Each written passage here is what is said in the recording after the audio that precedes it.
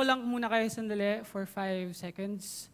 1, 2, 3, 4, 5. Meron na ba sa inyong nakarinig ng advice na binibigay sa mga performers or sa mga public speakers na para hindi sila masyadong kabahan on stage or para maging maganda ang performance nila on stage, dapat nilang imagine na hubad ang mga tao sa harapan nila? Meron na? Well, alam nyo na. Oh, joke lang. Joke lang. Pero sabi nga nila, bata pa lang ako, na-encounter ko na itong advice na to, pag sa bayang pagbigkas, or kakanta sa buwan ng wika, or may speech choir, or kakanta sa baccalaureate mass. Imagine your audience naked. Kasi nga naman daw, kapag nakahubad yung mga tao sa harapan mo, tapos ikaw bihis, bakit ka mahihiya sa kanila? Di ba? Eh, ikaw yung disente. Ikaw yung maayos tignan.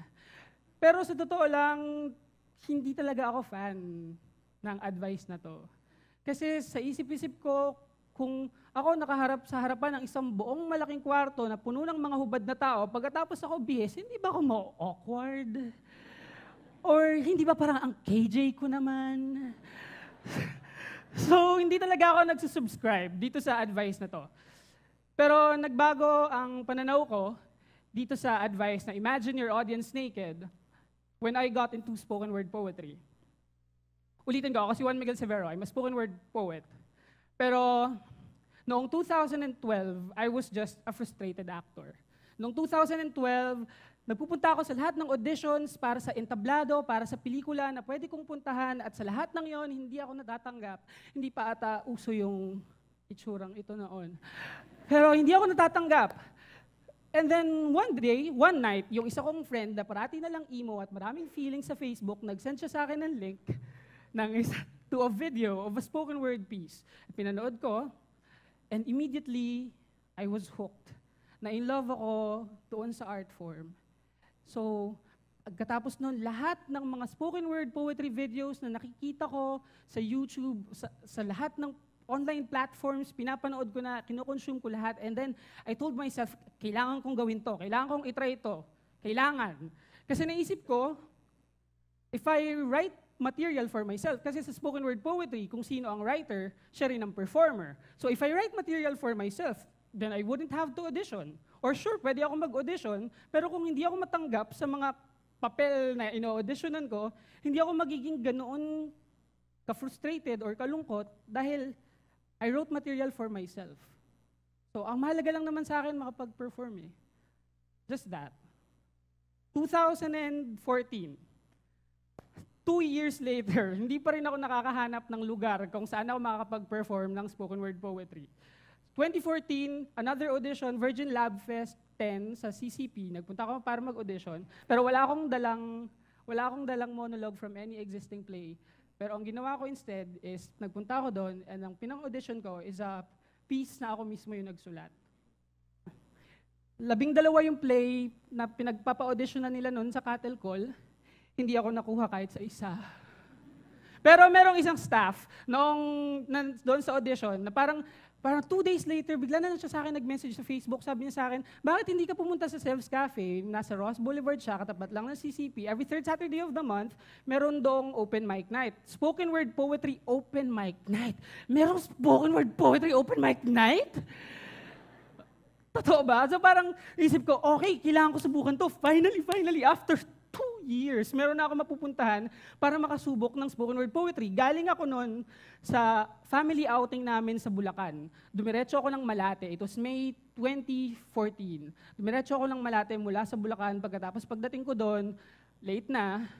Tapos ang haba na ng listahan ng mga perform. Sobrang kabadong-kabado ako. Sabi ko, anong gagawin ko? Alam ko na. Imagine your audience naked. Eh, hindi ako naniniwala doon eh. Wala akong pakialam. Imagine your audience naked. Pero kasi, kapag importante pala sa iyo yung isang bagay, kahit yung mga hindi mo pinaniniwalaan, pipilitin mong panghawakan para lang wag sayangin yung pagkakataon na yun.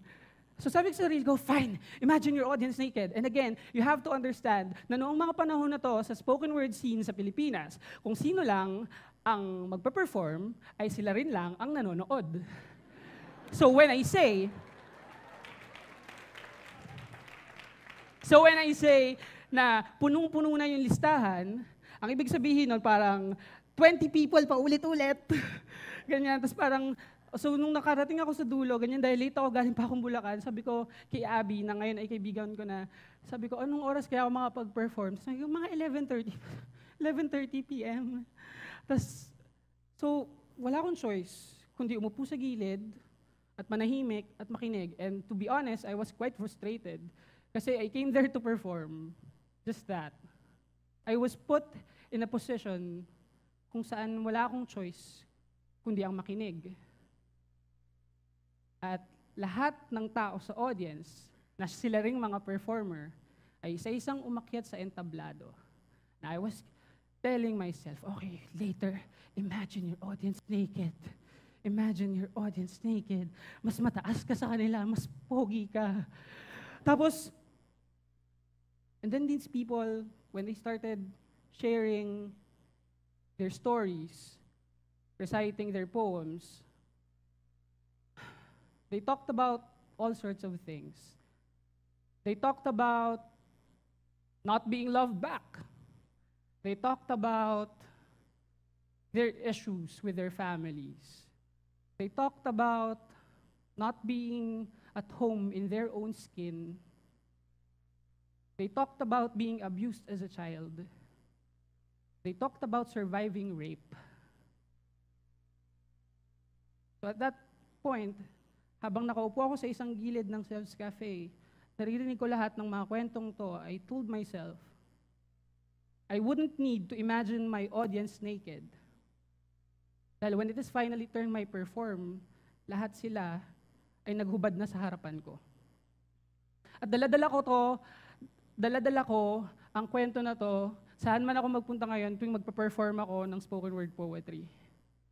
When one of my poems went viral, 1 year later, May 2015, ang daming nag-message sa akin na nagsasabi sa akin na pagdaanan nila tong ganito rin, na ganitong experience, or hindi sila dumaan sa ganun, pero somehow they feel comfortable telling me about these things.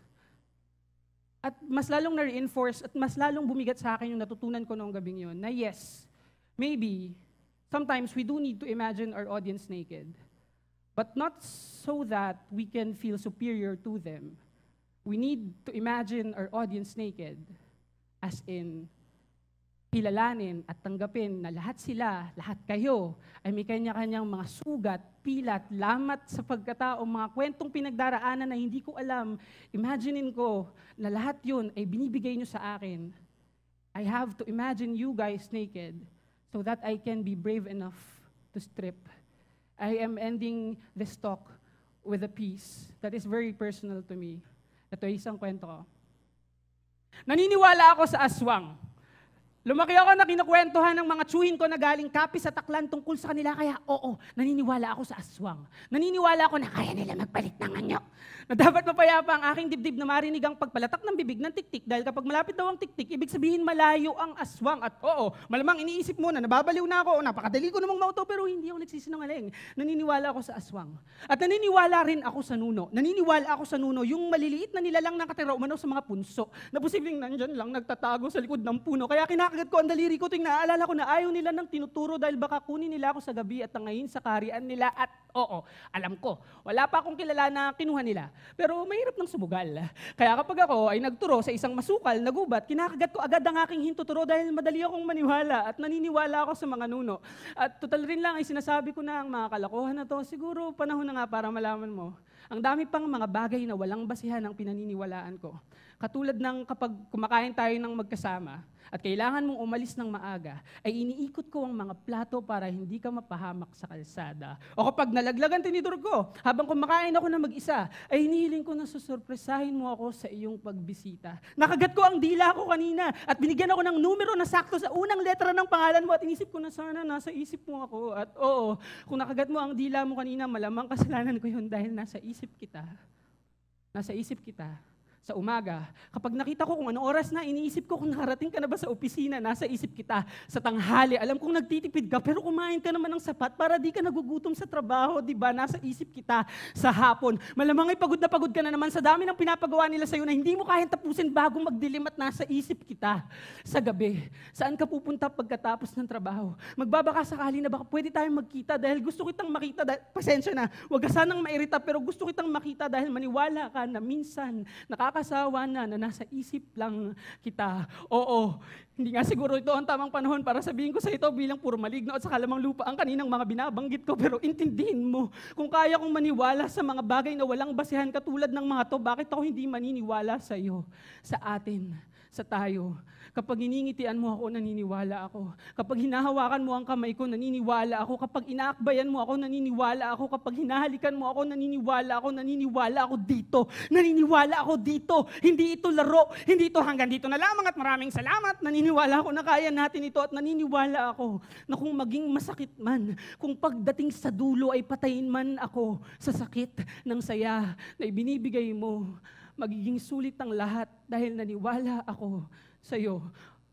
Oo, ikaw ang tinuturo ko at hindi ko kakagatin ng daliri ko dahil gusto kong tangayin mo ako patungo sa kung saan mang kaharian o kagubatan mo gusto. Oo, ikaw ang sinisigaw nitong dibdib ko at hindi ako matatakot kung lalapitan mo ako dahil naniniwala ako sa'yo. Naniniwala ako dito. Naniniwala ako na kaya natin ito at naniniwala rin ako sa karma na kung anumang ibigay mo sa kalawakan ay siyang ibabalik nito sa'yo na may interes pang kasama. Ilang beses ko nang isinilid ang puso ko sa garapon at itinapon ito sa dagat sa pag-asa na may magbabalik nito sa akin ng buo pa, pero ang tagal na.